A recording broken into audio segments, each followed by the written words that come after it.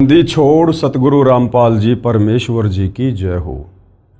परमपिता परमात्मा सारी सृष्टि के रचनहार कुल मालिक असंख्य ब्रह्मांडों के स्वामी जगत गुरु तीनों लोकों में प्रवेश करके सबका धारण पोषण करने वाले राजाधीराज आत्माधार नाथों के नाथ देवों के देव महादेव सर्वेश्वर महेश्वर मृत्युंजय अजरो अमर आदि अनादि सनातनी प्रभु जगत पिता जगदीश्वर श्री श्री 1008 की उपाधि के वास्तविक अधिकारी अकाल मूरत शब्द स्वरूपी राम वासुदेव सर्वगतम ब्रह्म परम पूज्य प्रथम पूज्य परम संत परम पुरुष परम धनी परम दयालु सत्य कबीर हक्का कबीर अल्लाहु कबीर अल्लाहु अकबर बाखबर अल्लाह ताला जगत के तारणहार जगत के मुक्तिदाता जगत के जगन्नाथ हारे के सहारे हिंदुओं के राम मुसलमानों के अल्लाह सिखों के वाहिगुरु ईसाइयों के मसीह दया के सागर दयानिधि करुणा के सागर करुणानिधि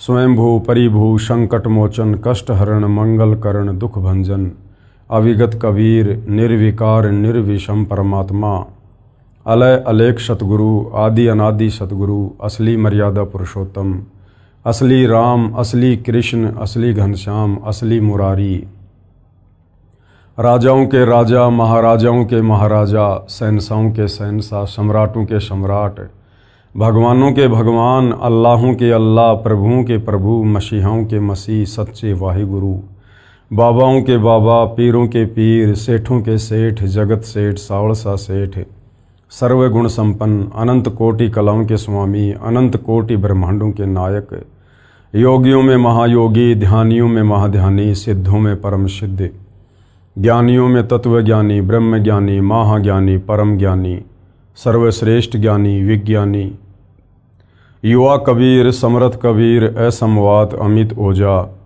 सच्चे रहनुमा करीम अल्लाह सुबहान अल्लाह दुनिया के अंतिम पैगंबर 8 सितंबर 1951 से गांव धनाना जिला सोनीपत हरियाणा भारतवर्ष की पावन भूमि पे प्रकट रियल कल्कि भगवान श्री नारायण साकार हरि श्री बाबा साहेब नूर अनंत परमात्मा सच्चे दरवेश सच्चे बाखबर संत श्रोमणी सतगुरु रामपाल जी परमेश्वर जी के चरण कमल में आप और हम सभी भाई बहनों का अनंत कोटि दंडवत प्रणाम।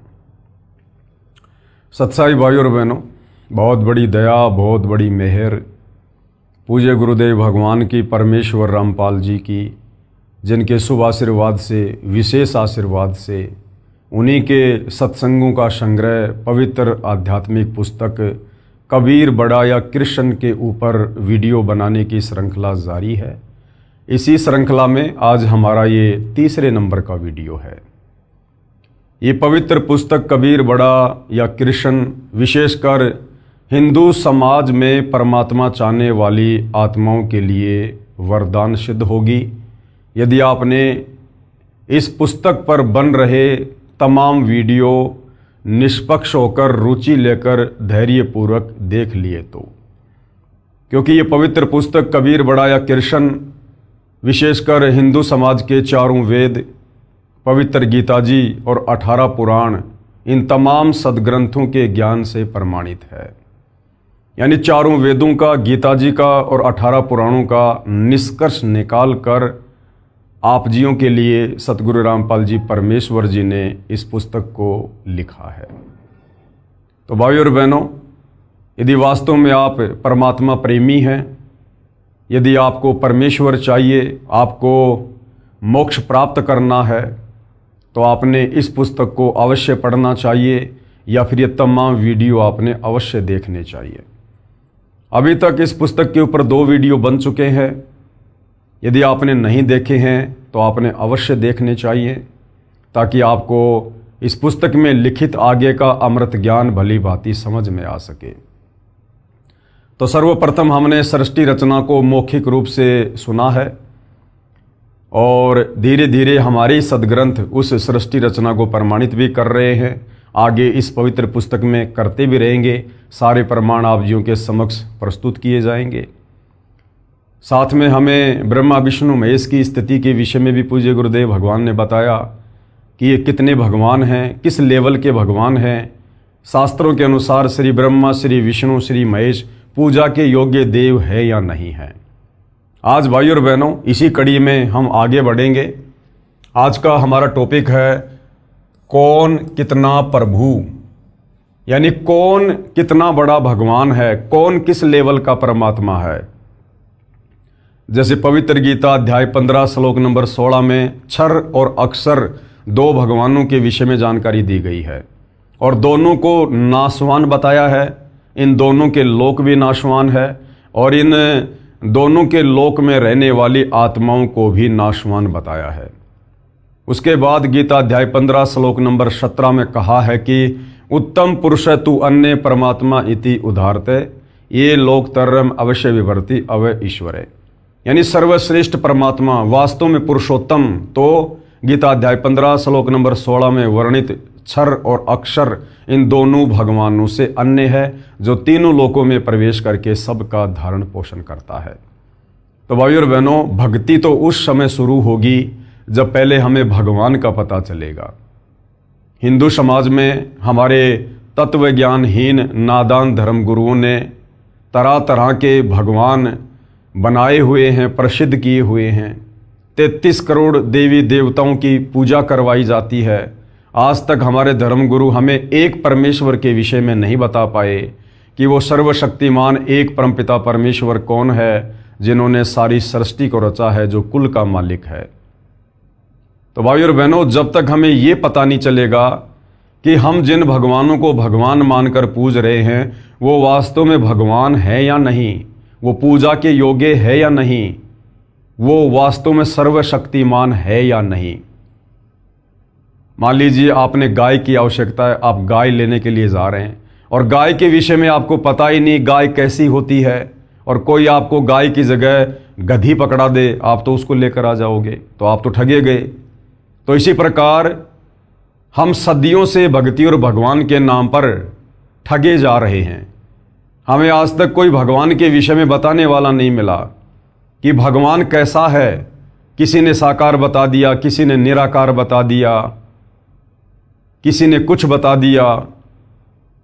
तो जब तक हमें ये पता नहीं चलेगा कि वास्तव में एक पूर्ण परमात्मा कौन है, कैसा है, कहाँ रहता है, साकार है या निराकार है, मिलता है या नहीं मिलता है, उसकी भक्ति विधि कहाँ है, उसकी प्राप्ति के मंत्र क्या हैं, तब तक हमारी भक्ति कैसे शुरू होगी। तो सतगुरु रामपाल जी परमेश्वर सर्वप्रथम हमें यही बता रहे हैं कि कौन कितना प्रभु है।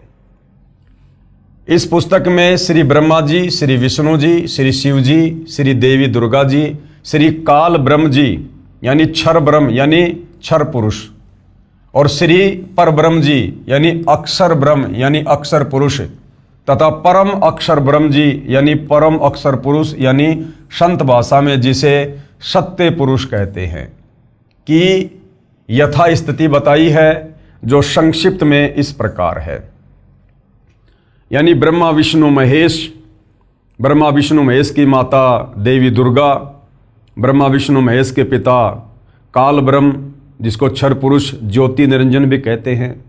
उसके बाद अक्षर पुरुष जो सात संग ब्रह्मांड का स्वामी है, और उसके बाद परम अक्षर ब्रह्म, परम अक्षर पुरुष, सत्य पुरुष यानी कबीर देव।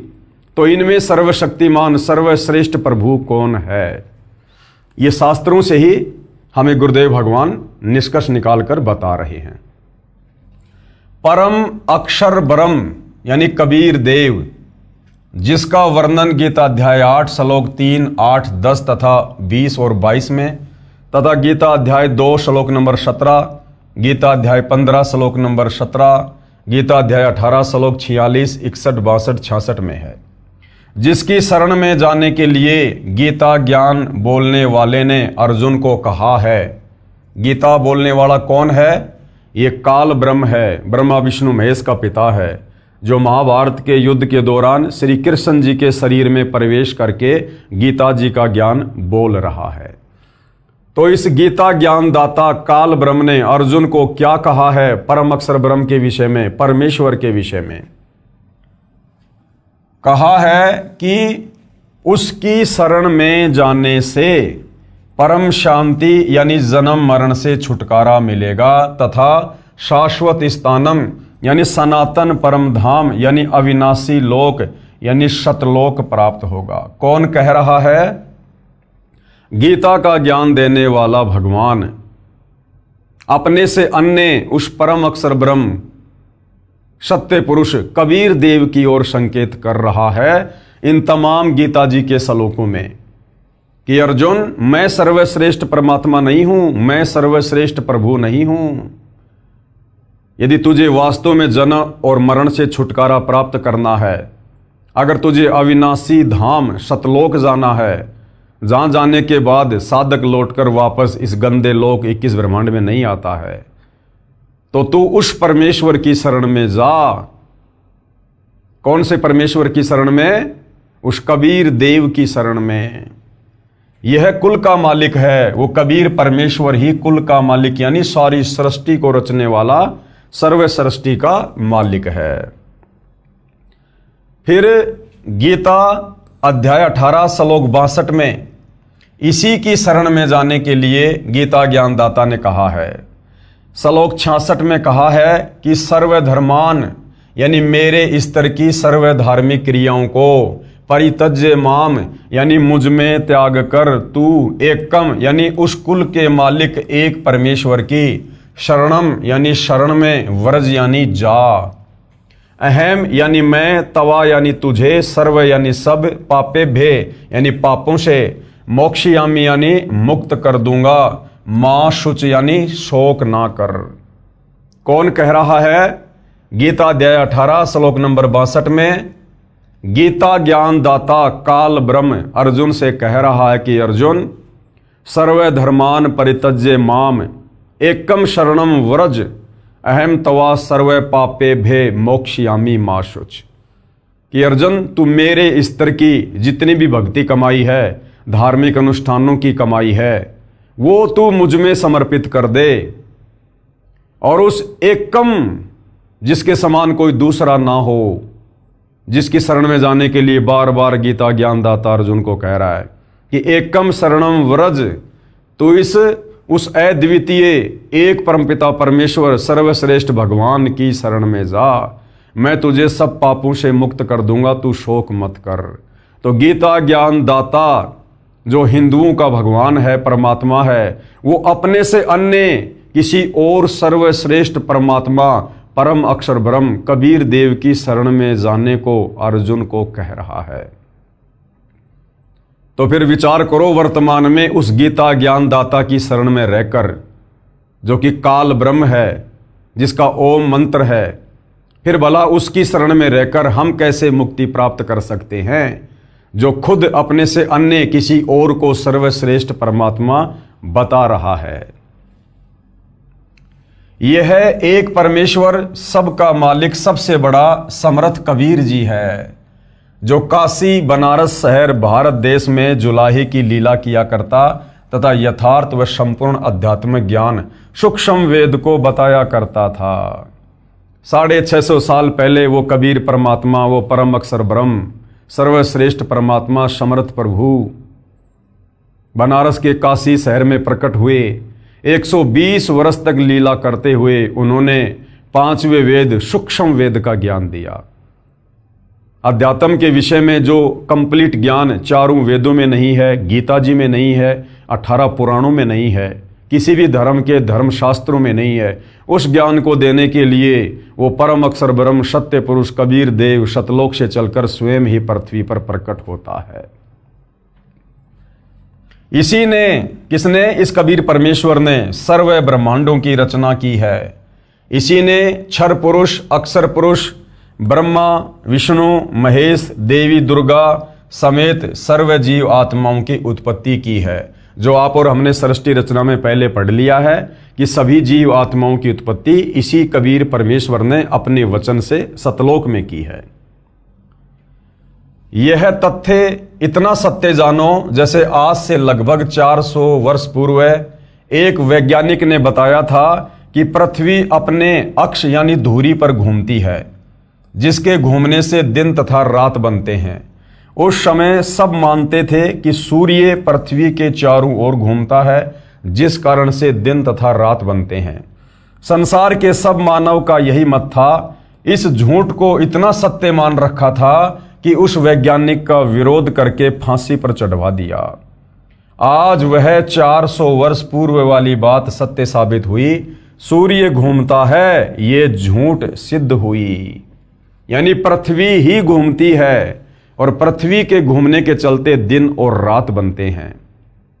जिस वैज्ञानिक ने यह बात बताई थी 400 साल पहले, अन्य लोगों ने उसे फांसी पर चढ़वा दिया, ये कहकर कि पृथ्वी के घूमने से दिन रात नहीं बनते, सूर्य पृथ्वी के चारों तरफ घूमता है इसलिए दिन और रात बनते हैं। सत्य कहने वाले उस वैज्ञानिक को फांसी पे चढ़वा दिया। आज वही सत्य भाई और बहनों सृष्टि रचना को लेकर, इन ब्रह्मा विष्णु महेश की समर्थता को लेकर, दुर्गा और काल की समर्थता को लेकर, शास्त्र अनुकूल साधना को लेकर सतगुरु रामपाल जी सन 1994 से बता रहे हैं। और दुनिया वालों ने वही सब कुछ सतगुरु रामपाल जी के साथ भी करने का पूरा प्रयास किया। 2006 में करोथा कांड, 2014 में बरवाला कांड, आज भी लगातार संघर्ष जारी है, परंतु बिगाड़ कुछ नहीं पाए। क्यों? क्योंकि सतगुरु रामपाल जी यदि कोई सामान्य व्यक्ति होते, कोई सामान्य संत होते, तो शायद अब तक इनको भी फांसी पे चढ़वा दिया जाता उस वैज्ञानिक की तरह। परंतु दुनिया ऐसा नहीं कर पा रही, क्योंकि ये स्वयं कबीर देव है, कबीर परमेश्वर है, परम अक्षर ब्रह्म है, और ये वर्तमान का समय इन्होंने स्वयं ही निर्धारित किया हुआ है भक्ति के लिए, मोक्ष के लिए।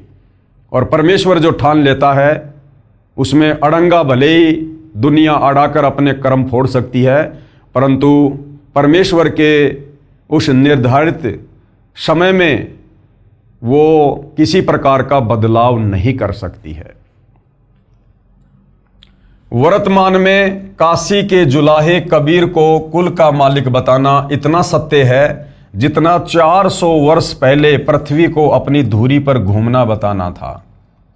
आप पाठक जन इस पुस्तक को पढ़कर मान लोगे कि वास्तव में कबीर जुलाहा पूर्ण परमात्मा है। Kabir is complete God.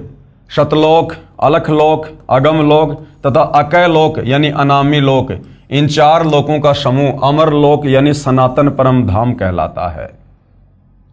इन चारों अमर लोकों में कबीर जी की राजधानी है। उनमें तख्त यानी सिंहासन बने हैं। उस सिंहासन के ऊपर बैठकर परमेश्वर कबीर जी राजा की तरह सिर के ऊपर मुकुट तथा छत्र आदि से शोभा पाता है। शतलोक में सत्य पुरुष कहलाता है, अलख लोक में अलख पुरुष कहलाता है, और अगम लोक में अगम पुरुष तथा अनामी लोक में अनामी पुरुष की पदवी प्राप्त है। जैसे भारत देश का प्रधानमंत्री जी देश का एकमात्र शासक है, प्रधानमंत्री जी अपने पास कई विभाग भी रख लेता है। उनके डॉक्यूमेंट पर हस्ताक्षर करता है तो मंत्री लिखा जाता है। प्रधानमंत्री कार्यालय के दस्तावेज पर हस्ताक्षर करता है तो प्रधानमंत्री लिख जाता है। व्यक्ति वही होता है। कबीर परमेश्वर विशेषकर सतलोक यानी सत्य लोक में बैठकर सब नीचे व ऊपर के लोकों को संभालते हैं। इसलिए सतलोक का विशेष महत्व हमारे लिए है। उसमें सत्य पुरुष पद से जाना जाता है, यानी सतलोक में सिंहासन पर विराजमान होने के चलते कबीर परमेश्वर को सत्य पुरुष की संज्ञा दी गई है। इसलिए सत्य पुरुष शब्द हमारे लिए अधिक मायने रखता है। सत्य पुरुष का मतलब है कबीर देव, कबीर परमात्मा। जैसे प्रधानमंत्री जी का शरीर का नाम अन्य होता है, ऐसे सत्य पुरुष यानी परम अक्षर ब्रह्म का नाम कबीर है। सत्य पुरुष यानी कबीर जी की सत्ता अक्षर पुरुष के 7 संग ब्रह्मांडों पर तथा अक्षर पुरुष के ऊपर भी है, तथा क्षर पुरुष यानी काल तथा इसके 21 ब्रह्मांडों के ऊपर भी है। इसलिए परम अक्षर ब्रह्म को वासुदेव यानी सब जगह पर अपना अधिकार रखने वाला कहा गया है। कबीर परमेश्वर जी को वासुदेव कहा गया है। वेदों में कबीर परमेश्वर का नाम वासुदेव है। वासुदेव का मतलब होता है जिसकी सत्ता, जिसका साम्राज्य सबके ऊपर है। तो सृष्टि रचना में हमने पढ़ा कि अक्षर पुरुष को 7 संग ब्रह्मांड कबीर परमात्मा ने ही दिए, और इस काल को 21 ब्रह्मांड भी कबीर परमात्मा ने ही दिए। इसलिए कबीर परमेश्वर वास्तव में वासुदेव है, क्योंकि इनकी सत्ता काल और अक्षर पुरुष के सर्व ब्रह्मांडों के ऊपर है। गीता अध्याय 7 श्लोक नंबर 19 में इसी वासुदेव के विषय में कहा है। अब श्री ब्रह्मा जो कि रजगुण है, श्री विष्णु जो कि सतोगुण युक्त है तथा श्री शिव जी जो कि तमोगुण की स्थिति बताता हूं। गुरुदेव कहते हैं कि अब आपको श्री ब्रह्मा, श्री विष्णु, श्री महेश की स्थिति से परिचित करवाता हूं कि ये किस लेवल के भगवान हैं, ये कितने समर्थ हैं। अभी हमने कबीर परमेश्वर की समर्थता के विषय में पढ़ा कि कबीर परमेश्वर सर्व सृष्टि के मालिक हैं, सर्व ब्रह्मांडों के रचयिता हैं, इनकी सत्ता सर्व ब्रह्मांडों के ऊपर है, इसलिए इनको वासुदेव भी कहा जाता है। इनके बराबर और कोई शक्ति सृष्टि में नहीं है। अब ब्रह्मा विष्णु महेश कितने समर्थ हैं, किस लेवल के भगवान हैं, ये कितने वासुदेव हैं, ये कितने भगवान हैं, कितने ब्रह्मांडों के ऊपर इनका साम्राज्य है, अब गुरुदेव भगवान हमें ये बताएंगे। क्षर पुरुष यानी काल रूपी ब्रह्म के 21 ब्रह्मांड हैं। एक ब्रह्मांड में 3 लोकों पृथ्वी लोक, स्वर्ग लोक तथा पाताल लोक में श्री ब्रह्मा जी, श्री विष्णु जी तथा शिव जी एक एक कार्य के स्वामी हैं, प्रभु हैं। जैसे एक प्रांत में यानी एक राज्य में एक मुख्यमंत्री होता है जो प्रांत का मुखिया होता है, अन्य मंत्रीगण उसके अधीन होते हैं तथा मुख्यमंत्री जी देश के प्रधानमंत्री जी के अधीन होता है। ऐसे ही क्षर पुरुष यानी काल ज्योति निरंजन अपने प्रत्येक ब्रह्मांड में मुख्यमंत्री रूप में है तथा श्री ब्रह्मा जी रजगुण विभाग के, श्री विष्णु जी सतगुण विभाग के तथा श्री शिव जी तमगुण विभाग के मंत्री हैं। केवल 3 लोकों यानी पृथ्वी लोक, स्वर्ग लोक तथा पाताल लोक के प्रभु हैं, मालिक हैं। यानी कितनी कम शक्ति रखते हैं श्री ब्रह्मा, श्री विष्णु और श्री महेश, ये पूज्य गुरुदेव भगवान ने हमें बताया है। ये जो काल ब्रह्म है ये 21 ब्रह्मांड का स्वामी है और इसने एक ब्रह्मांड में सृष्टि को चला रखा है, बाकी 20 ब्रह्मांड इसके खाली रहते हैं।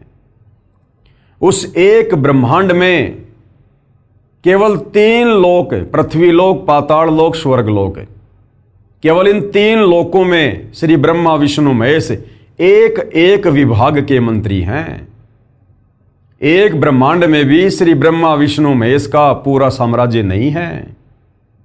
उस एक ब्रह्मांड में भी केवल 3 लोकों पर पृथ्वी, पाताल और स्वर्ग, और केवल एक एक विभाग के ऊपर इनका आधिपत्य है। श्री ब्रह्मा जी रजोगुण विभाग के मंत्री हैं, श्री विष्णु जी सतोगुण विभाग के मंत्री हैं और श्री शंकर जी तमोगुण विभाग के मंत्री हैं। श्री ब्रह्मा विष्णु महेश की केवल इतनी समर्थता है, ये केवल इतने प्रभु हैं, इतने भगवान हैं।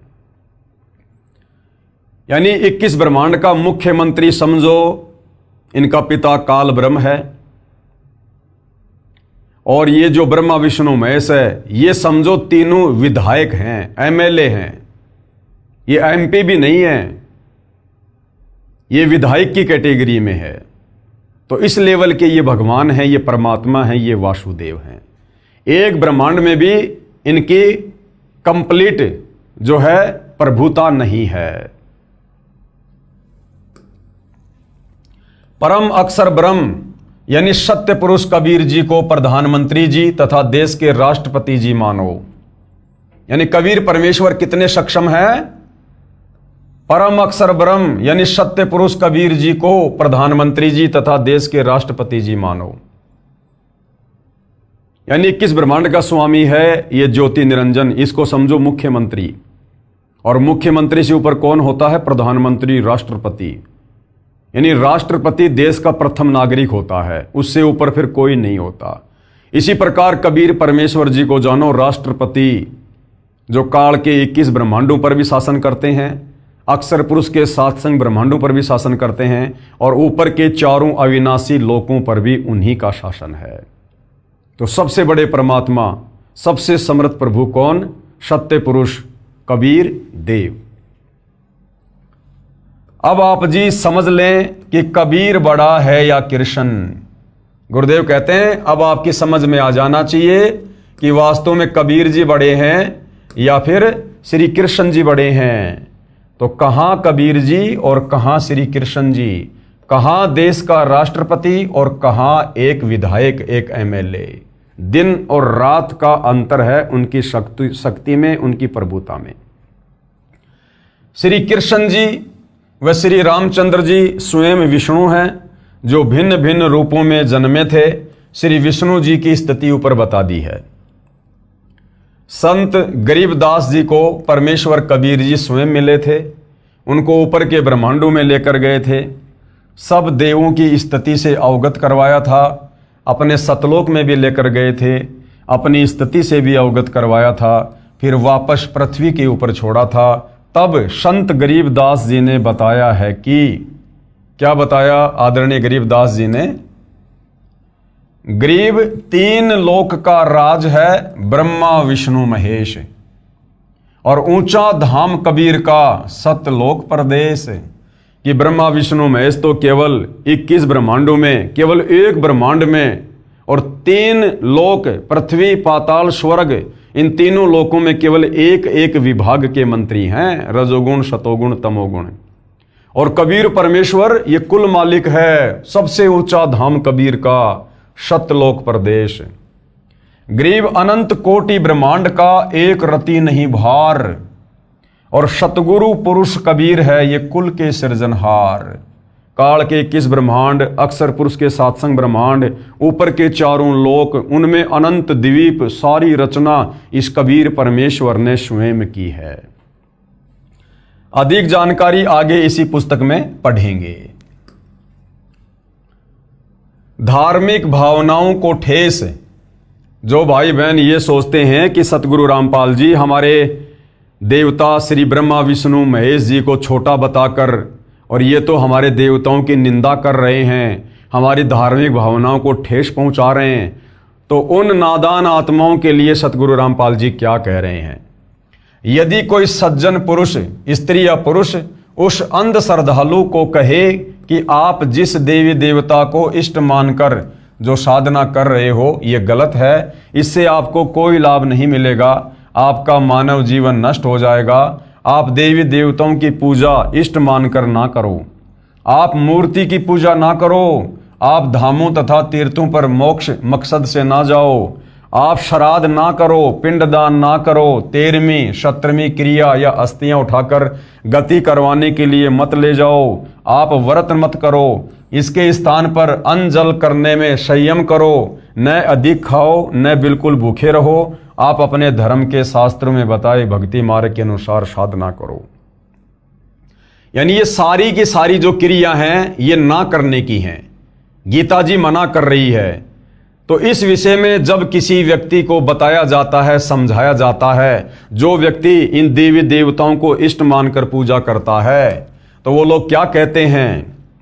वह अंध श्रद्धावान यदि उस सज्जन पुरुष से कहे कि आप अच्छे व्यक्ति नहीं हो, आपने हमारी धार्मिक भावनाएं आहत की हैं, चला जा यहां से वरना तेरी हड्डी पसली एक कर दूंगा। जोर जोर से शोर मचाने लगता है, उसके शोर को सुनकर उसी क्षेत्र के उसी तरह उन्हीं देवी देवताओं व तीर्थ धामों के उपासकों का हुजूम इकट्ठा हो जाता है और बात धर्म गुरुओं तक पहुंच जाती है। धर्म गुरु भी वही शास्त्र विरुद्ध मनमाना आचरण करने कराने वाले होते हैं। उन धर्म गुरुओं की पहुंच उच्च पद पर विराजमान राजनेताओं तक होती है। उन धर्म गुरुओं के फोन मंत्रियों, मुख्यमंत्रियों या स्थानीय नेताओं को जाते हैं। उच्च पद पर बैठे राजनेता स्थानीय प्रशासन को फोन करके धार्मिक भावना भड़काने का मुकदमा दर्ज करने को कहते हैं। उनके दबाव में प्रशासनिक अधिकारी तुरंत उस सज्जन पुरुष को गिरफ्तार करके मुकदमा बनाकर जेल भेज देते हैं। अब गुरुदेव कहते हैं इसका जीवित उदाहरण बताता हूं आपको कि ये घटना सेम टू सेम किसके साथ घटित हो रही है। ये घटना स्वयं सतगुरु रामपाल जी के साथ घटित हुई है। क्योंकि सतगुरु रामपाल जी सतज्ञान बताते हैं, शास्त्रों के अनुसार ज्ञान बताते हैं, इन देवी देवताओं की स्तुति से भगत समाज को परिचित करवाते हैं और सर्वश्रेष्ठ प्रभु समर्थ परमात्मा कबीर देव की पूजा बताते हैं इष्ट रूप में। तो वो जो अंधश्रद्धावान हैं उनको ये बात हजम नहीं होती है, क्योंकि वो शास्त्रों से अपरिचित होते हैं। वो अपने धर्मगुरुओं को जाकर बताते हैं, धर्मगुरु भी शास्त्र विरुद्ध साधना करवा रहे होते हैं। उन धर्मगुरुओं की जानकारी उच्च अधिकारी प्रशासन में बैठे राजनेताओं से होती है। राजनेताओं की मदद से उस सज्जन पुरुष के ऊपर धार्मिक भावना भड़काने का मुकदमा करवा दिया जाता है। तो ये स्थिति सतगुरु रामपाल जी के साथ में बनी हुई है। जीवित उदाहरण, सन 2011 में मेरे यानी सतगुरु रामपाल जी के अनुयायी, जिनमें बेटियां भी शामिल हैं यानी भगत और भगतमतियां, मध्य प्रदेश प्रांत के शहर जबलपुर में पुस्तक ज्ञान गंगा, जो मेरे सत्संग प्रवचनों का संग्रह करके तैयार कर रखी है, उसका प्रचार कर रहे थे। लागत 30 रुपये परंतु 10 रुपये में बेच रहे थे, जिस कारण से हिंदू श्रद्धालु उत्साह से लेकर जा रहे थे। जब उन्होंने घर जाकर पढ़ा तो लगा कि अनर्थ हो गया, देवी देवताओं की पूजा गलत लिखी है, धामों तीर्थों पर जाना व्यर्थ लिखा है, माता दुर्गा का पति बताया है, श्री ब्रह्मा श्री विष्णु तथा श्री शिव का जन्म मरण बताया है, इनके माता पिता भी बताए हैं, हमारे देवताओं का अपमान किया है, मारो मारो। उन अंधश्रद्धा वालों ने पहले तो प्रचार करने वाले स्त्री पुरुषों को स्वयं पीटा, फिर थाने में ले गए। हजारों अंधश्रद्धावान इकट्ठे हो गए। जिला प्रशासन में बेचैनी हो गई, क्योंकि राजनेताओं के फोन स्थानीय डीसी, एसपी, आईजी तथा कमिश्नर के पास आने लगे। हमारे एक अनुयायी ने बताया कि उपायुक्त महोदय यानी डिप्टी कमिश्नर तथा पुलिस अधीक्षक महोदय थाने में आए, पुस्तक ज्ञान गंगा ली, उसको वहीं बैठकर पढ़ने लगे। अधिकारी सुशिक्षित तथा दिमागदार होते हैं, आईपीएस तथा आईएएस, उनको समझते देर नहीं लगी। इस पुस्तक में कुछ भी ऐसा नहीं लिखा है जिससे किसी की धार्मिक भावनाएं आहत होती हों। सब विवरण शास्त्रों से प्रमाणित करके लिखा है। सुबह 10 बजे से शाम के 5 बजे तक अधिकारीगण मुकदमा दर्ज करने से बचते रहे, परंतु उन अंधश्रद्धावानों ने मध्य प्रदेश के विधानसभा के अध्यक्ष ने पुनः फोन पर कहा कि अधिकारी केस दर्ज नहीं करना चाहते। तब विधानसभा अध्यक्ष ने अधिकारियों को धमकाया तो प्रशासन ने मजबूरन धार्मिक भावनाओं को भड़काने का मुकदमा आईपीसी की धारा 295A के तहत दर्ज करके लगभग 35 स्त्री पुरुषों को जेल भेज दिया। मुकदमा नंबर 201 दिनांक 8/5/2011, थाना मदन महल जबलपुर। विधानसभा अध्यक्ष ने अपने पद का दुरुपयोग करके पाप किया, उसका फल भी परमात्मा ने उसे तुरंत दिया। वह विधानसभा अध्यक्ष 2 महीने बाद ही मृत्यु को प्राप्त हुआ। उसका नाम था ईश्वरदास रोहाणी। इस मुकदमे को माननीय हाई कोर्ट जबलपुर में समाप्त करने की अर्जी MCRC नंबर 13577/2013 लगाई, जो माननीय उच्च न्यायालय जबलपुर मध्य प्रदेश ने वह मुकदमा दिनांक 20/7/2017 को खत्म कर दिया, क्योंकि पुस्तक में सर्व ज्ञान शास्त्र प्रमाणित मिला। लेकिन सन 2011 से 2017 तक निचली अदालतों में तारीखों पर तारीखें पड़ी, उन पर सर्व 35 अनुयायी अपना कार्य छोड़कर गए।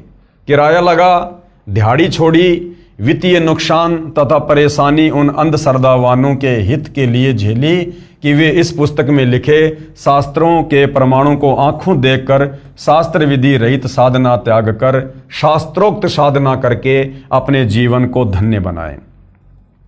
क्योंकि श्रीमद् भगवद गीता अध्याय 16 श्लोक 23-24 में प्रमाण है। इन दोनों श्लोकों का वर्णन पुस्तक में आगे किया है, वहां पर हम पढ़ेंगे। अब गुरुदेव कह रहे हैं धार्मिक भावना। अपने धर्म की धार्मिक क्रियाओं तथा परमात्मा से संबंधित पूजा पद्धति के प्रति गहरी आस्था को धार्मिक भावना कहते हैं। धार्मिक भावनाओं को आहत करना, किसी के धर्म में चल रही पूजाओं तथा उसके परमात्मा के ऊपर बिना आधार के कटाक्ष या आलोचना करना धार्मिक भावनाओं को ठेस पहुंचाना है।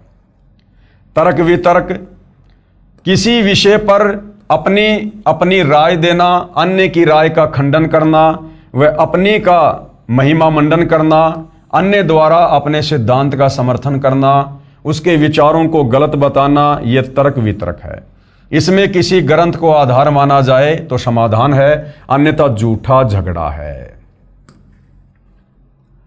लेखक का उद्देश्य, यानी सतगुरु रामपाल जी कह रहे हैं कि इस पुस्तक का जो लेखक है उसका मकसद, उसका उद्देश्य किसी की धार्मिक भावनाओं को ठेस पहुंचाना नहीं है, परंतु शास्त्रों को आधार मानकर तर्क वितर्क किया है। सभी शास्त्रों के प्रमाण को आधार रूप में देकर यथार्थ आध्यात्मिक ज्ञान तथा मोक्ष मार्ग को उजागर किया है। यदि इसे धार्मिक भावनाओं का आहत होना माना जाए तो दुर्भाग्य की बात है। मेरा यानी लेखक का उद्देश्य है कि विश्व के मानव को परमात्मा की खोज में इधर उधर भटकने से बचाकर प्रमाणित तथा लाभदायक शास्त्रोक्त आध्यात्मिक ज्ञान व साधना बताऊं, उनके मानव जीवन की रक्षा करूं। यदि ये धार्मिक भावनाओं को आहत महसूस होगा तो कोई बात नहीं, फिर तो ये करना आवश्यक है।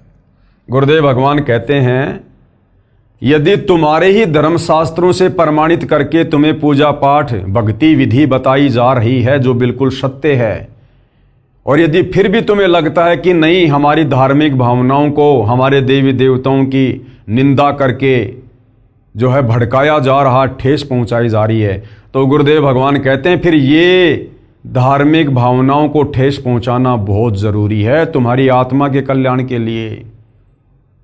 यदि तुमने इस मनुष्य जन्म में शास्त्र अनुकूल साधना नहीं की और यदि मोक्ष से वंचित रह गए तो अगले जन्म में लक 84 में गधे कुत्ते सूअर बनकर घूमोगे। तो तुम्हारे को उस महाकष्ट से बचाने के लिए तुम्हारी उन धार्मिक भावनाओं को ठेस पहुंचाना बहुत जरूरी है, शास्त्रों के आधार पर। उदाहरण दे रहे हैं गुरुदेव। उदाहरण, एक समय एक लड़के ने कुछ बच्चों को पार्क में एक लकड़ी के खंबे पर चढ़ते उतरते खेलते देखा। उसने गली में खड़े बिजली के खंबे पर चढ़ना प्रारंभ किया। एक सज्जन पुरुष ने उसे देखा और दौड़कर उसे ऐसा करने से रोका। बच्चा रोने लगा। माता पिता को बताया कि एक व्यक्ति ने मुझे खेलने से रोका। वह व्यक्ति उसी गली में रहता था। माता पिता उस बच्चे को लेकर उस व्यक्ति के पास गए और कारण जाना तो पता चला कि उस व्यक्ति ने तो बच्चे के जीवन की रक्षा की है। बच्चे के माता पिता गए तो थे झगड़ा करने के मकसद से, परंतु उस व्यक्ति के उपकार का धन्यवाद करके आए। तो अगर जरा भी समझ, अगर जरा भी कॉमन सेंस या बुद्धि अगर पढ़ा लिखा हिंदू समाज रखता है तो सतगुरु रामपाल जी तो महाउपकार का कार्य कर रहे हैं। इन देवी देवताओं की समर्थता इन्हीं पुस्तकों से साबित करके आप लोगों को दिखाकर, आप हिंदू समाज से जुड़े भाई बहनों को वेद गीता और 18 पुराणों के अनुसार भक्ति साधना देकर आपको इन आधे अधूरे, इन असहाय बेचारे, इन असमर्थ देवी देवताओं की पूजा छुड़वाकर, जो स्वयं गीता अध्याय 7 श्लोक नंबर 12 से 15 में तीनों गुण रजगुण ब्रह्मा, सतगुण विष्णु, तमगुण शंकर की पूजा करने को मना किया गया है, इनकी पूजा छुड़वाकर और एक परम अक्षर ब्रह्म सर्वशक्तिमान परमात्मा कबीर देव को इष्ट रूप में पूजवाकर आप जियों को मोक्ष का मार्ग दिखा रहे हैं। तो अगर जरा भी कॉमन सेंस होगी, अगर जरा भी बुद्धि का इस्तेमाल करोगे तो आप जी अपनी आत्मा का कल्याण करवा लोगे।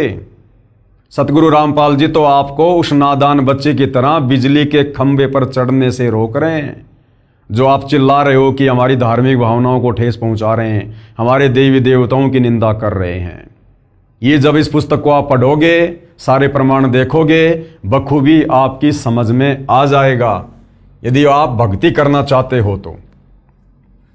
मेरा यानी लेखक का यही उद्देश्य है कि हिंदू धर्म के सब व्यक्ति लकड़ी के खंभे पर न खेलकर, शास्त्रोक्त साधना ना करके और बिजली के खंभों पर चढ़कर मर रहे हैं।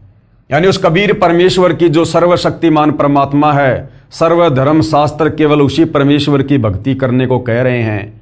हिंदू समाज उस समर्थ परमेश्वर कबीर की भक्ति ना करके, लकड़ी के खंभे पर ना चढ़कर और इन देवी देवताओं की, काल ब्रह्म की, अक्षर पुरुष तक की साधना करके बिजली के खंभे पर चढ़कर मरने की तैयारी कर रहे हैं। यानी शास्त्र विरुद्ध मनमाना आचरण करके अनमोल मानव जीवन व्यर्थ कर रहे हैं। उनको शास्त्रोक्त साधना यानी गीता और वेदों के अनुसार साधना करने के लिए बाध्य करूं, क्योंकि आप मेरे बंधु हैं। बंधु नहीं, हम परमेश्वर रामपाल जी के बच्चे हैं, हम उनकी आत्माएं हैं। सारी सृष्टि के मालिक हैं कबीर देव, जो आज वर्तमान में सतगुरु रामपाल जी के नाम से धरती पर प्रकट हैं। मेरे देश के वासी हैं। कौन से देश के वासी? सतलोक देश के वासी हैं। हम सभी सतलोक से आए हुए हैं। परमात्मा के अबोध यानी अध्यात्म ज्ञान में अनजान बच्चे हैं। मुझे परमात्मा जी ने सर्व शास्त्रों का यथार्थ ज्ञान दिया है। अपने आप को छुपा कर कह रहे हैं सतगुरु रामपाल जी। वर्तमान में सब शिक्षित हैं। शास्त्रों के अध्याय, श्लोक व पेज तक पुस्तक में लिखे हैं। फोटोकॉपी भी लगाई है। जांच करें और फिर मानें। इस पुस्तक जिसका नाम है कबीर बड़ा या कृष्ण के लिखने का उद्देश्य है कि आप और मैं हिंदू धर्म में जन्मे हैं। आप और हम अवश्य जन्मे हैं, परंतु सतगुरु रामपाल जी का जन्म नहीं है। ये स्वयंभू परमात्मा है। लीला परमेश्वर कुछ भी कर सकते हैं। ये आपको आगे धीरे धीरे समझ में आएगा। आप और मैं हिंदू धर्म में जन्मे हैं। पहले ये दास यानी रामपाल दास भी आप वाली साधना लोक वेद वाली ही किया करता था। परमात्मा की कृपा से एक तत्वदर्शी संत मिल गए। उन्होंने शास्त्रों से प्रमाण बताकर मेरी शास्त्र विरुद्ध साधना, जो वर्तमान में हिंदू धर्म में प्रचलित है, ब्रह्मा विष्णु महेश वाली, उसको छुड़वाकर शास्त्रों में लिखी सत्य साधना का उपदेश देकर मेरे मानव जीवन को नष्ट होने से बचाया। उस महापुरुष यानी मेरे पूज्य गुरुदेव श्री राम देवानंद जी महाराज की मेरी 101 पीढ़ी एहसानमंद रहेगी। ये केवल भाइयों और बहनों एक खेल है, एक लीला है। सतगुरु रामपाल जी तो स्वयं कबीर परमेश्वर हैं, गुरुओं के गुरु हैं, संत शिरोमणि हैं, जगत गुरु हैं। इनको इस सृष्टि का कोई भी जीव उपदेश नहीं दे सकता, ज्ञान नहीं दे सकता। लेकिन यहाँ वो कबीर परमात्मा एक आम संत के रूप में प्रकट होकर आम व्यक्ति की लीला करके और एक अच्छी आत्मा को मुंह बोला गुरु बनाकर गुरु शिष्य परंपरा को बनाकर रखते हैं। उस आधार से गुरुदेव यहाँ पर अपने मुंह बोले गुरुदेव श्री राम देवानंद जी को महिमा दे रहे हैं। कबीर परमेश्वर जी ने सूक्ष्म वेद में कहा है कि कबीर पीछे लाग्या जाऊ था लोक वेद के साथ।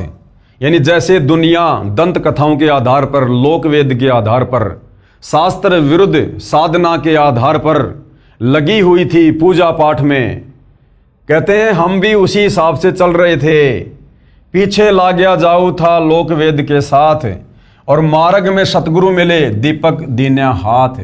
लेकिन मुझे आगे चलकर इस भक्ति मार्ग में सच्चा गुरु मिल गया और उन्होंने मेरे हाथ में तत्व ज्ञान रूपी दीपक दे दिया। यानी मुझे शास्त्र अनुसार साधना पर लगा दिया। अर्थात बताया है कि एक साधक अपने धर्म में लोकवेद क्या होता है? दंत कथा, यानी सुनी सुनाई बात जिसका कोई आधार ना हो। यानी सुनी सुनाई बातों के आधार से जो शास्त्र प्रमाणित साधना नहीं थी, साधना करता हुआ भक्ति मार्ग पर चला जा रहा था, यानी तीर्थ धामों पर भटक रहा था। उस मार्ग में यानी भक्ति करते करते तत्वदर्शी संत मिल गया जिसने शास्त्रों का ज्ञान करवाया। यानी जैसे अंधेरे में भटक रहे व्यक्ति को दीपक मिल जाए तो वह मार्ग पर चलता है, कुमार्ग को त्याग देता है। जैसे आप और हम सभी भगत भाई बहन सतगुरु रामपाल जी परमेश्वर जी की शरण में आने से पहले हम उस लोकवेद दंत कथा के आधार से शास्त्र विरुद्ध साधना कर रहे थे। जो जैसी भक्ति बता देता था, कोई व्रत बता देता था, कोई पैदल यात्रा बता दिया करता, कोई मंदिर मस्जिद की भक्ति बता दिया करता। हम सब क्रियाएं कर रहे थे क्योंकि हमें अध्यात्म का ज्ञान नहीं था। आगे चलकर हमें तत्वदर्शी संत मिल गए, सतगुरु रामपाल जी मिल गए और उन्होंने हमें शास्त्रों से प्रमाणित करके भक्ति साधना बताई। अर्थात वो तत्व ज्ञान रूपी दीपक गुरुदेव ने आप और हमें दे दिया। उसकी रोशनी में हम भ्रमने भटकने से बच गए और शास्त्र अनुकूल साधना पर लग गए। उसी प्रकार मैं यानी साधक यानी भगत उस तत्व ज्ञान रूपी शास्त्रों के ज्ञान रूपी दीपक की रोशनी में चलने लगा और मंजिल को प्राप्त किया। सूक्ष्म वेद में कहा है, सूक्ष्म वेद क्या है? पांचवा वेद। जैसे 4 वेद हैं, यजुर्वेद, ऋग्वेद, सामवेद, अथर्ववेद। लेकिन जो पांचवा वेद है जिसमें कंप्लीट अध्यात्म का ज्ञान है, जिसको सूक्ष्म वेद कहते हैं, तो पांचवा वेद सूक्ष्म वेद क्या कहता है? जिसको स्वयं परमात्मा आकर ही बताते हैं। सत्य भक्ति करे जो हंसा, क्या कह रहे हैं परमात्मा? सत्य भक्ति करे जो हंसा, तारों तास के इकोत्तर वंशा। जो भगत तत्वदर्शी संत से उपदेश लेकर शास्त्र अनुकूल साधना करने लग जाता है उसका तो मोक्ष होता ही होता है। पीछे से उसकी 101 पीढ़ी का परमात्मा उद्धार करता है। समय आने पर उनको भी मोक्ष देता है। संत भाषा में इकोत्तर का मतलब होता है 101। तो मालिक कहते हैं सत्य भक्ति करे जो हंसा, हंसा यानी भगत, तारों तास के इकोत्तर वंशा, उसकी 101 पीढ़ियों का उद्धार करूंगा। शब्दार्थ, परमात्मा जी ने कहा है कि जो साधक शास्त्रोक्त सत्य साधना भक्ति करता है तो मैं उसकी 101 पीढ़ी को संसार सागर से पार कर दूंगा, यानी पूरे वंश का मोक्ष कर दूंगा। प्रिय पाठकों, मेरी यानी लेखक की तो 71 पीढ़ी निसंदेह पार होगी। मेरे को दीक्षा देने का अधिकार मेरे पूज्य गुरुदेव श्री राम देवानंद जी ने दिया है। जो भगत भगतमती मेरे से दीक्षा लेकर यानी सतगुरु रामपाल जी से उपदेश लेकर शास्त्र विरुद्ध पुरानी भक्ति साधना त्याग कर और शास्त्रोक्त साधना अपनी आंखों से शास्त्रों में देखकर विश्वास के साथ आजीवन करेगा, वह तथा उसकी इकोत्तर यानी 101 पीढ़ियां भवसागर से पार हो जाएंगी। कृपया विश्वास के लिए पढ़िए इसी पुस्तक के पेज नंबर 445 पर परमात्मा कबीर जी की भक्ति से हुए भक्तों को लाभ अध्याय में। शास्त्रोक्त साधना तथा शास्त्र विधि त्याग कर मनमाना आचरण साधना में क्या अंतर है? क्या कह रहे हैं परमात्मा? एक होती है शास्त्रोक्त साधना, यानी गीता, वेद, कुरान, पुराण, बाइबल, इन सब के अनुसार जो प्रमाणित भक्ति साधना है उसको कहते हैं शास्त्रोक्त साधना, यानी शास्त्र अनुकूल भक्ति साधना। दूसरा होता है शास्त्र विधि त्याग कर मनमाना आचरण, यानी गीता, वेद, कुरान, पुराण, बाइबल के विरुद्ध जो मनमानी भक्ति करता है, मनमाने मंत्रों का जाप करता है, उस साधना में क्या अंतर है? तो सतगुरु रामपाल जी क्या समझा रहे हैं? उत्तर है यह ऊपर बता दिया है कि जो शास्त्र विरुद्ध भक्ति साधना करता है उसको कुछ भी आध्यात्मिक लाभ नहीं होता। गीता अध्याय 16 श्लोक नंबर 23 और 24 की अर्जुन, जो शास्त्र विधि को त्याग कर मनमाना आचरण करता है उसको ना तो परम सिद्धि प्राप्त होती है ना परम गति प्राप्त होती है, अर्थात उसको कोई आध्यात्मिक लाभ नहीं होता। शास्त्र अनुकूल साधना करने से सर्व लाभ मिलते हैं। जैसे वर्तमान में सतगुरु रामपाल जी के द्वारा प्रदान की जा रही शास्त्र अनुकूल साधना से उनके भक्तों को अद्वितीय आध्यात्मिक और भौतिक लाभ प्राप्त हो रहे हैं। अब गुरुदेव कहते हैं शंका, कुछ व्यक्ति कहते हैं कि रामपाल जी श्री ब्रह्मा जी, श्री विष्णु जी तथा श्री शिव जी की पूजा छुड़वाता है। तो गुरुदेव भगवान क्या समाधान कर रहे हैं? ये सरासर गलत है। मैं यानी लेखक इन देवताओं को शास्त्रोक्त साधना करने के मूल मंत्र देता हूं। गुरुदेव कहते हैं मैं किसी देवी देवता की भक्ति पूजा नहीं छुड़वाता, मैं तो आप लोगों को आप ही के धर्मशास्त्रों से प्रमाणित करके इन देवताओं के सच्चे मंत्र देता हूं, मूल मंत्र, बीज मंत्र। जैसे श्रीमद् भगवद गीता अध्याय 15 श्लोक 1 से 4 तथा 16-17 में कहा है कि यह संसार ऐसा जानो जैसे पीपल का वृक्ष उल्टा लटका है, ऊपर को मूल यानी जड़ तो परम अक्षर पुरुष है यानी कबीर देव है, तथा तना अक्षर पुरुष है, उससे मोटी डार निकली है वह क्षर पुरुष यानी काल ब्रह्म है, जिसे ज्योति निरंजन भी कहते हैं। उस डार से तीनों गुण रूपी रजगुण ब्रह्मा, सतगुण विष्णु तथा तमगुण शिव रूपी शाखाएं निकली हैं, तथा उन शाखाओं पर लगे पत्ते संसार का अंश जानो। विचार करो पाठक जनों, क्या कह रहे हैं गुरुदेव भगवान। हम आम का पौधा वन विभाग की नर्सरी से लाकर जमीन में गड्ढा बनाकर रोपेंगे, उसकी जड़ की सिंचाई करेंगे। उद्देश्य रहेगा कि यह पौधा पेड़ बने और शाखाओं को फल लगे और हम खाएं और अन्य को खिलाएं या बेचकर अपना निर्वाह चलाएं। क्या हम पौधे की शाखाओं को तोड़ फेंकेंगे? बिल्कुल भी नहीं तोड़कर फेंकेंगे, क्योंकि शाखाओं के ही तो फल लगेंगे। इसी प्रकार भक्ति रूपी पेड़ की शाखा है रजगुण ब्रह्मा, सतगुण विष्णु, तमगुण शंकर। तो सतगुरु रामपाल जी इस भक्ति रूपी पेड़ की शाखाओं को, ब्रह्मा विष्णु महेश की पूजा को कैसे छुड़वा देंगे, इनकी भक्ति को कैसे छुड़वा देंगे। सतगुरु रामपाल जी तो इन शाखाओं के यथार्थ मंत्र बता रहे हैं ताकि इन पर तुरंत फल लगना शुरू हो जाए। क्या हम पौधे की शाखाओं को तोड़ फेंकेंगे? उत्तर है कभी नहीं। इसी प्रकार तीनों देवता श्री ब्रह्मा जी, श्री विष्णु जी तथा श्री शिव जी प्राणी को कर्मों का फल देते हैं। ये हमारी साधना के अभिन्न अंग हैं, इनको छोड़ नहीं सकते। इन तीनों देवताओं से लाभ लेने के विशेष मंत्र हैं जो सूक्ष्म वेद में बताए हैं, जो मेरे पास हैं यानी सतगुरु रामपाल जी के पास हैं और विश्व में किसी के पास नहीं है।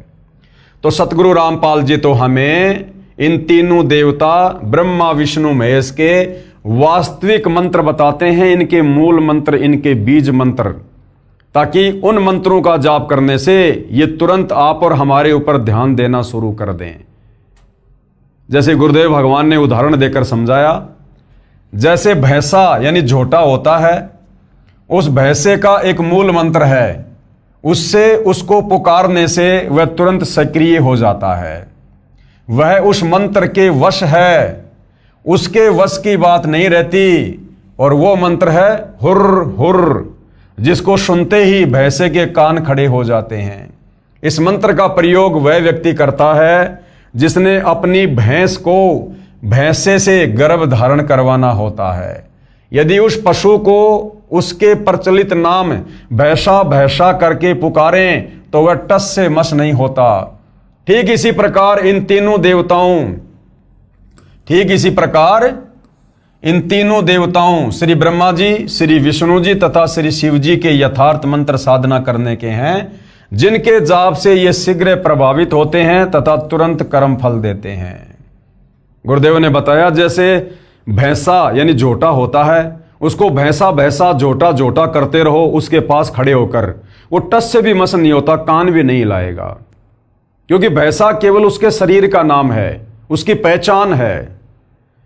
परंतु उसको प्रभावित करने का उसका एक मूल मंत्र है, बीज मंत्र है। धीरे से कह दो हुर्र रही, तुरंत वो भैंसा कान खड़ा करके देखेगा कि मुझे कौन पुकार रहा है। वो हुर्र उसका मंत्र है। उस हुर्र की आवाज को सुनकर तुरंत उसने कान खड़े कर लिए, जबकि पहले हम भैंसा भैंसा कह रहे थे, वो सुन भी नहीं रहा था।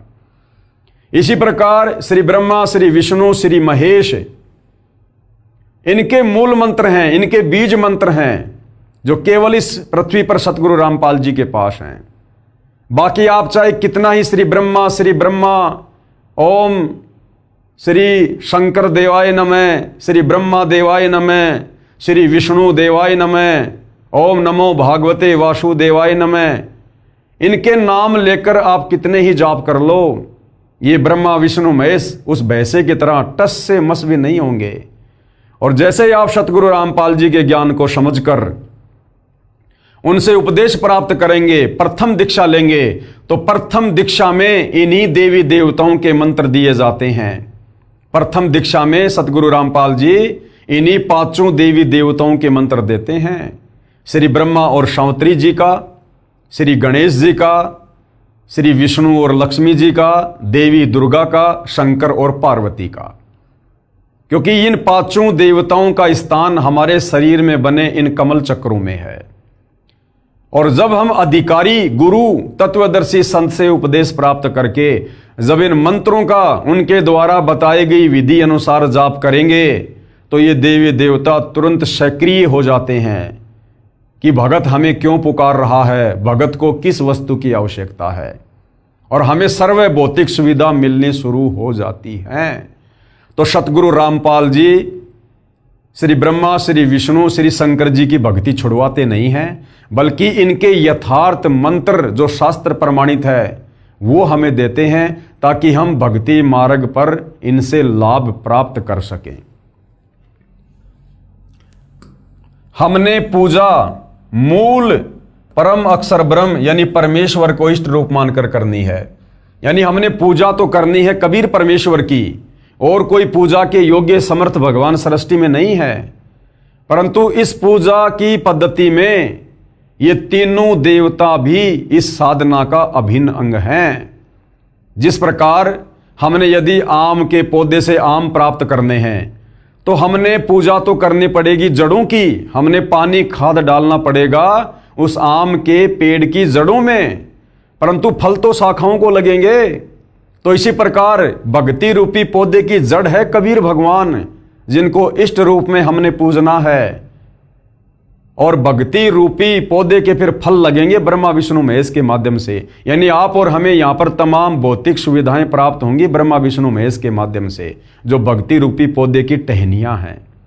तो सतगुरु रामपाल जी हमसे पूजा करवाते हैं कबीर परमेश्वर की, और साथ में हम साधना करते हैं श्री ब्रह्मा, श्री विष्णु, श्री महेश की। पूजा में और साधना में रात दिन का अंतर है। हमने पूजा करनी है कबीर भगवान की और साधना करनी है ब्रह्मा विष्णु महेश की। हमने पूजा मूल रूप यानी परम अक्षर ब्रह्म यानी कबीर परमेश्वर को इष्ट रूप मानकर करनी है। जैसे आम के पौधे की जड़ की सिंचाई यानी पूजा करने से पौधे के सर्व अंग विकसित होते हैं, यानी सर्व देवता प्रसन्न होते हैं। शास्त्र विधि विरुद्ध साधना वह है जिसमें संसार रूपी पौधे को शाखाओं की ओर से जमीन में गड्ढा खोदकर मिट्टी में गाड़कर इन शाखाओं की सिंचाई यानी पूजा करते हैं। यानी जो श्री ब्रह्मा विष्णु महेश को ही अपना इष्ट मानकर पूजते हैं, वो तो समझो शाम के पौधे को टहनियों की तरफ से जमीन में गाड़ रहे हैं, और टहनियों को जमीन में गाड़कर कितना खाद और पानी दे दो, कितनी भक्ति कर लो, वो पौधा कभी फलेगा नहीं, वो नष्ट हो जाएगा। जड़ को ऊपर कर देते हैं जो व्यर्थ है, मूर्ख ही ऐसा कर सकते हैं, बुद्धिमान नहीं। तो शास्त्रों के अनुसार जो व्यक्ति ब्रह्मा विष्णु महेश को अपना इष्ट मानकर पूजते हैं वो समझदार नहीं बल्कि मूर्ख व्यक्ति की श्रेणी में है। कृपया देखिए पेज नंबर 6 पर भी 2 चित्र आम के पौधे के, जिनमें शास्त्र विरुद्ध और शास्त्र अनुकूल साधना चित्रों द्वारा समझाई है, जो हम दूसरे नंबर की वीडियो में देख चुके हैं। यह तत्व ज्ञान परमेश्वर कबीर जी ने बताया है तथा मेरे पूज्य गुरुदेव श्री राम देवानंद जी की कृपा व आशीर्वाद से मुझे समझ आया है। ये अटल सत्य ज्ञान है, परंतु जनसाधारण यानी वर्तमान सर्व मानव के लिए इतना जटिल है जितना 400 वर्ष पूर्व वैज्ञानिक निकोडिन कोपरनिकस ने कहा था कि सूर्य के पृथ्वी के चारों ओर घूमने से दिन रात नहीं बनते, पृथ्वी अपने अक्ष पर यानी धुरी पर घूमती है, जिस कारण से दिन रात बनते हैं। उस समय सबकी धारणा थी कि सूर्य पृथ्वी के चारों ओर घूमता है, इस कारण दिन रात बनते हैं। उस समय उस सच्चे वैज्ञानिक का धर्मांध व्यक्तियों ने जनता को भड़काकर इतना प्रबल विरोध किया कि ये झूठ बोलता है, ये धर्म के विरुद्ध है, इसको फांसी पर लटकाकर मार डालो।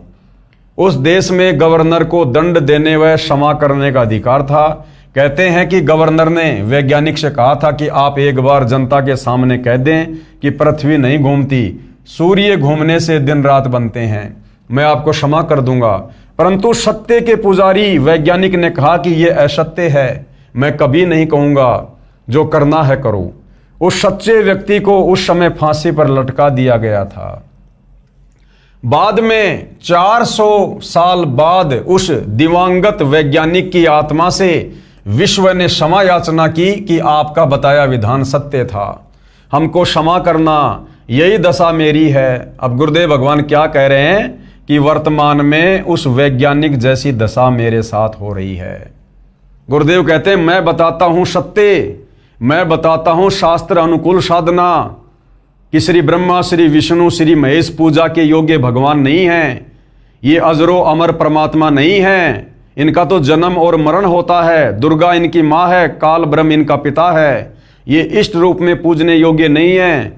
गीता अध्याय 7 श्लोक नंबर 12 से 15 इन तीनों गुणों की, रजगुण ब्रह्मा, सतगुण विष्णु, तमगुण शंकर की भक्ति करने के लिए मना कर रही है।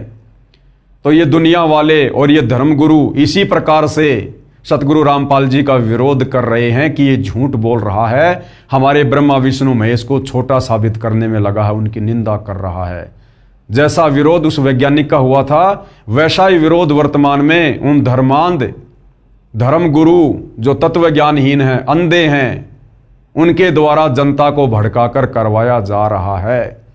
परंतु भाई वो वैज्ञानिक तो एक जीव था, एक व्यक्ति था, जिस कारण से उसके ऊपर और उन लोगों ने इस प्रकार से अत्याचार करवाकर मृत्यु के घाट उतरवा दिया।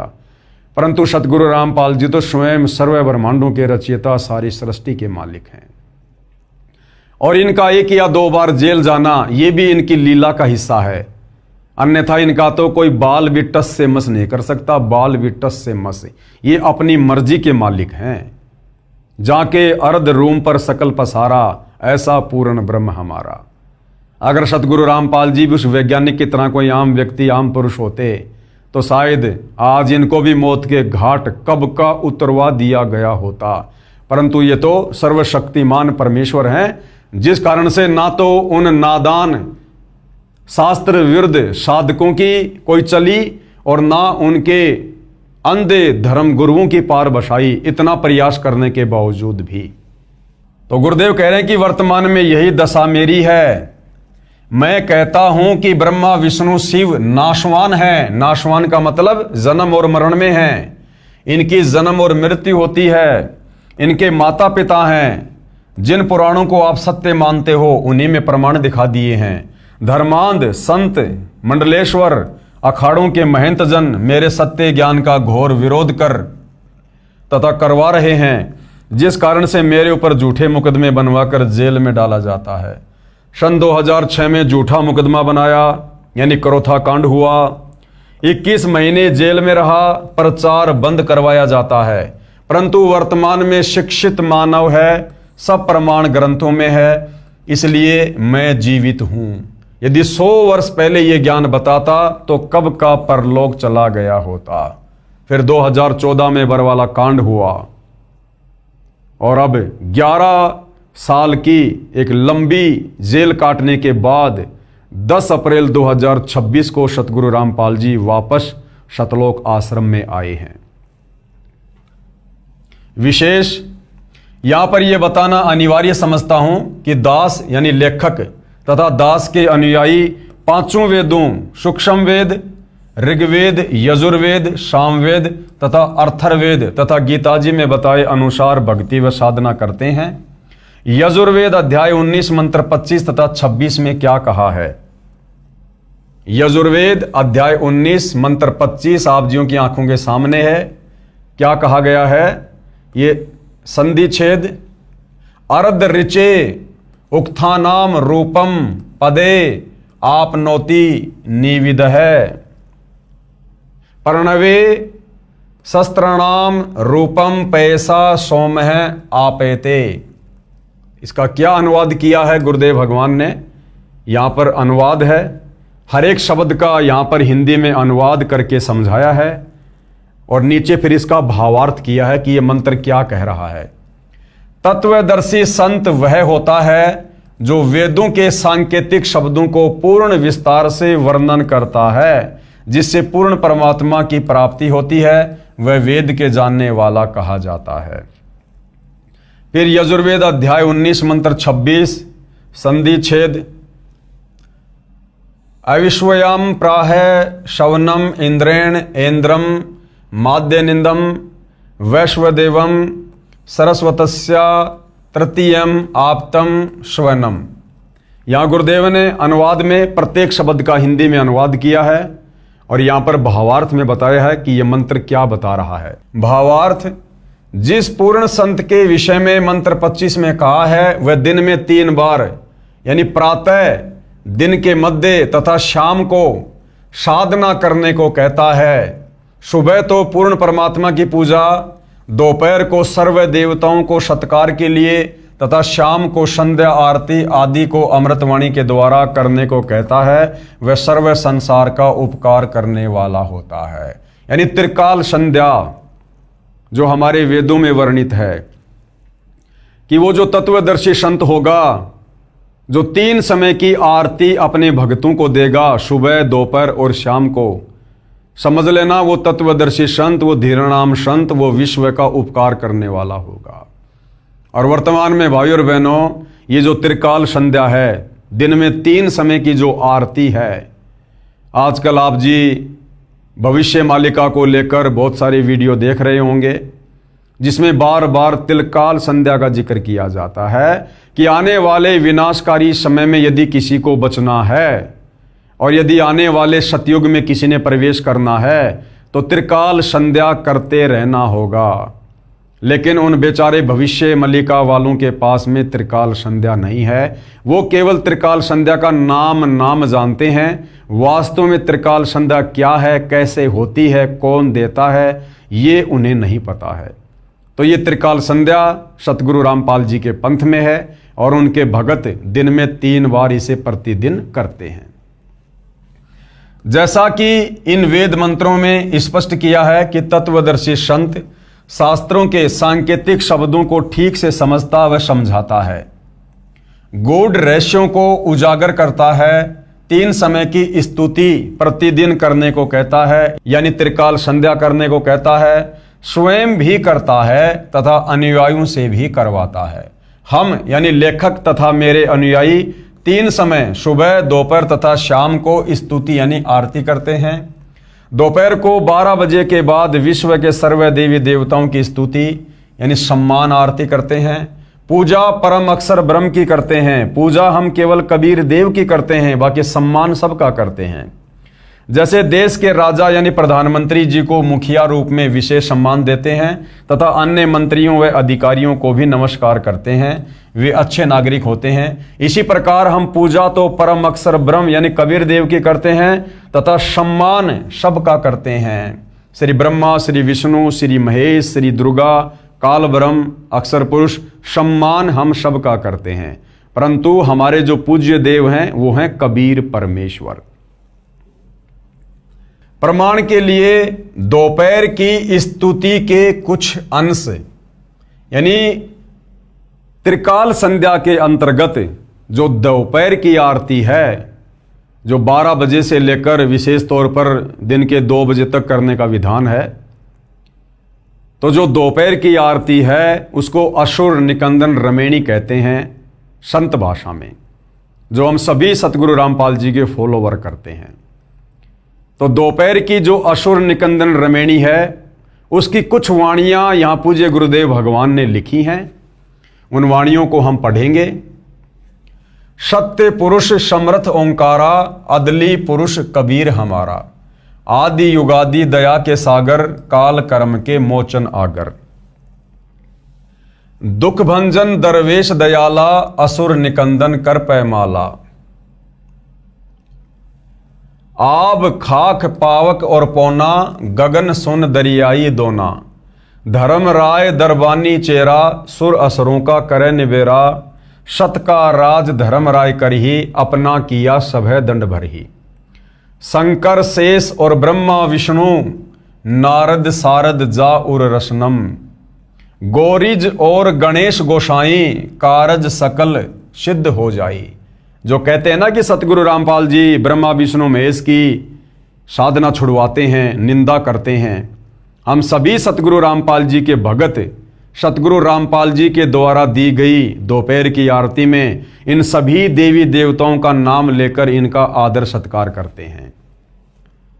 तो देखिएगा, शंकर शेष, शंकर यानी महादेव, शेष यानी शेषनाग, ब्रह्मा जी विष्णु जी, नारद यानी नारद, सारद यानी शारदा, गौरीज यानी गौरीजा पार्वती, और गणेश गोसाई, कारज सकल सिद्ध हो जाई, यानी इनकी साधना करने से भगत के सारे कार्य सिद्ध हो जाते हैं। ब्रह्मा विष्णु और शंभु शेषा, तीनों देवा दयालु हमेशा। सावित्री और लक्ष्मी गौरा, ये तीनों देवताओं की धर्म पत्नियां हैं। श्री ब्रह्मा जी की पत्नी सावित्री, विष्णु जी की पत्नी लक्ष्मी और शंकर जी की पत्नी गौरा। सावित्री और लक्ष्मी गौरा, तीहू देवा सिर कर हैं चौरा।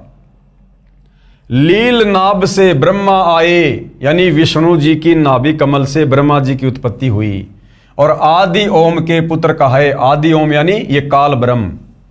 शंभु मनु ब्रह्मा की शाखा, स्वयंभू मनु जो ब्रह्मा जी का मानस बेटा था। ऋग यजु श्याम अथर्वन भाषा, उसने चारों वेदों को पढ़ा। पीवरत भया उतानम पाता, जाके ध्रुव आत्म ज्ञाता। सनक सनंदन संत कुमारा, चार पुत्र अनुरागी धारा। ये ब्रह्मा जी के मानस पुत्र हैं। 33 कोटि कला विस्तारी, ये 33 करोड़ देवी देवताओं के विषय में, और 88 मुनिजनधारी। कश्यप पुत्र सूरज सुरज्ञानी, 3 लोक में किरण समानी। 60,000 संगी बाल खेलम, बीना रागी अजब बलेलम। 3 कोटि योद्धा संग जाके, शिकबंदी है पूर्ण साके। हाथ खड़ग गल पुष्प की माला, कश्यप सुत है रूप विशाला। ये सूर्य के पुत्र हैं कश्यप जी, ये उनके विषय में बताया जा रहा है। कौस्तभ मणि जड़ा विमान तुम्हारा, सुर नर मुनिजन करत जुहारा। चंद सुर चकवे पृथ्वी माही, निश्वासर चरणों चितलाही। पीठे सूरज सन्मुख चंदा, काटे त्रिलोकी के फंदा। तारायण सब स्वर्ग समूलम, पखे रहे सतगुरु के फूलम। जय जय ब्रह्मा समर्थ स्वामी। देखिएगा श्री ब्रह्मा जी को समर्थ परमात्मा की संज्ञा दी गई है। जो लोग कहते हैं कि सतगुरु रामपाल जी तो हमारे ब्रह्मा विष्णु महेश की निंदा करते हैं। जय जय ब्रह्मा समर्थ स्वामी, येति कला परम पद धामी। और जय जय शंभु शंकर नाथा, कला गणेश और गौरीज माता। कोटि कटक पैमाल करंता, ऐसा शंभु समर्थ कंता। चंद लिलाट सुर संगीता, योगी शंकर ध्यान उदिता। नील कंठ सोहे गरुड़ासन, शंभु योगी अचल सिंहासन। गंग तरंग छूटे बहुदारा, और अजप्पा तारी जय जयकारा। रिद्धि सिद्धि दाता शंभु गोसाई, दारिद्र मोक्ष सबय हो जाई। आसन पद्म लगाए योगी, नी इच्छा निर्वाणी भोगी। ये शंकर जी के बारे में बताया जा रहा है। सर्प भुवंग गले रुंडमाला, और व्यरसव चढ़िए दीन दयाला। यानी शंकर जी अपने गले में सर्पों की माला डाल के रहते हैं, और व्यरसव यानी बैल के ऊपर जो है वो सवारी करते हैं। वामे कर त्रिशूल विराजे, यानी श्री शंकर जी उल्टे हाथ में त्रिशूल धारण करते हैं, और दहने कर सुदर्शन साजे। सुन अरदास देवन के देवा, श्री शंकर जी को यहाँ पर देवताओं के सुप्रीम देवता की संज्ञा दी गई है। सुन अरदास देवन के देवा, शंभु योगी अलख अभेवा। तू पैमाल करे पलमाही, ऐसे समरथ शंभु शाही। 1 लख योजन धौजा फरके, पचरंग झंडे मोहरे राखे। काल भद्र करत देव बुलाऊं, शंकर के दल सब ही ध्याऊं। भैरों खित्तर पाल पलितम, भूत और दैत चढ़े संगीतम। राक्षस भंजन बिरद तुम्हारा, यानी राक्षसों का नाश करना श्री शंकर जी का जो है ये परम कार्य है। ज्यों लंका पर पदम 18, कोट्यों गंधर्व कमंद चढ़ावे, शंकर दल गिनती नहीं आवे। मारे हाक दहाक चिंगारे, अग्नि चकर बाणों तनजारे। कंप्या शेष धरनी थर्रानी, जा दिन लंका घाली घानी। तुम शंभु ईसन के ईसा, और व्यरसव चढ़िए विश्वे बीसा। यानी भगवानों का भगवान बताया है यहाँ पर श्री शंकर जी को। इंद्र देवताओं का राजा इंद्र, धन का देवता ये कुबेर, और जल का देवता वरुण। इंद्र कुबेर और वरुण बुलाऊं, रापती सवेत सिंहासन ल्याऊं। इंद्र दल बादल दरियाई 96 कोटि की हुई चढ़ाई। सुरपति यानी देवताओं का राजा इंद्र, सुरपति चढ़े इंद्र अनुरागी, अनंत पदम गंधर्व बड़भागी। किशन भंडारी चढ़े कुबेरा, अब दिल्ली मंडल बोर्यों फेरा। वरुण विनोद चढ़े ब्रह्मज्ञानी, कला संपूर्ण 12 बानी। धर्मराय आद युगादि चेरा, 14 कोटि कटक दल तेरा। चित्रगुप्त के कागज माही, और जेता उपजा सतगुरु साई। सातों लोकपाल का रासा, उर में धरिए साधु दासा। विष्णु नाथ है असुर निकंदन, यहां श्री विष्णु जी को राक्षसों का नाश करने वाला बताया है। और संतों के सब काटे फंदन, नरसिंह रूप धरे गुरु राया। हिरणाकुश को मारण धाया। शंख चक्र गदा पद्म विराजे, यानी शंकर जी क्या क्या धारण करते हैं। शंख चक्र गदा पद्म विराजे, भाल तिलक जाके उर साजे। वाहन गरुड़, यानी वो किसकी सवारी करते हैं, गरुड़ जी की।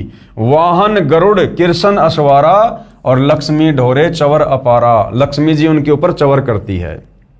रावण मही रावण से मारे, और सेतु बांध सेना दल तारे। जरा सिंध और बाली खपाए, कंस केसी चानोर हराए। काली दै में नागी नाथा, शिशुपाल चक्र से काटे माथा। काल यवन मथुरा पर धाये, 18 कोटि कटक चढ़ाए। मुचकंद पर पीतांबर डार्या, काल यवन जहां बेगी सिंहार्या। परशुराम 52 अवतारा, कोई न जाने भेद तुम्हारा। शंखासुर मारे निर्वाणी, बरहा रूप धरे परवानी। राम अवतार रावण की बेरा, और हनुमत हाका सुनी सुमेरा। तो ये उस त्रिकाल संध्या के अंतर्गत जो दोपहर की आरती, दोपहर की स्तुति, इन तमाम देवी देवताओं की हम सतगुरु रामपाल जी के फॉलोवर करते हैं। तो ये कुछ वाणियां हैं जो आप जियों के समक्ष प्रस्तुत की गई हैं।